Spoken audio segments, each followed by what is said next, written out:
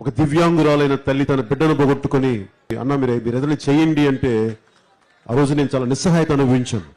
సుగాలి ప్రీతికి జరిగిన అన్యాయానికి అసలు ఏమన్నా నటన? అదే చెప్పేది, ఈ పర్ఫార్మెన్స్ మనం మూవీస్ లో చేస్తుంటే కనీసం ఈ చిన్న చిన్న హీరోలకు వచ్చి నాగ చైతన్య కూడా కొట్టాడు 100 కోట్లు. ఎప్పుడో వచ్చాయి మనకి 100 కోట్లు పర్ఫార్మెన్స్ సినిమాల్లో చేస్తుంటే. ఏమన్నా పర్ఫార్మెన్స్? ఆ పిల్ల తల్లిని తీసుకొని, ఆ పిల్ల ఆ బుడ్డదాన్ని, ఆ సుగాలి ప్రీతి చెల్లిని తీసుకొని వాటేసుకోవటం, బాబ్బా ఏమన్నా పర్ఫార్మెన్స్ ఇది? అధికారంలోకి రాగానే సుగాలి ప్రీతి కేసును టేకప్ చేస్తామని చెప్పని ఆయన అనపాలజిటిక్ సమాధానం హిందూ అని చెప్పని అక్కడికి వెళ్ళి అరుస్తున్నాడు. గుళ్ళు చుట్టూరు, గోపురాల చుట్టూరు పొరుల దండాలు పెట్టుకుని తిరుగుతున్నాడు. ఆంధ్రప్రదేశ్ లో ఆడపిల్లలకి ఎలా జరుగుతుందంటే దానికి సంబంధించిన ఒక ట్వీట్ లేదు, ఒక మాట లేదు, ఏం లేదు.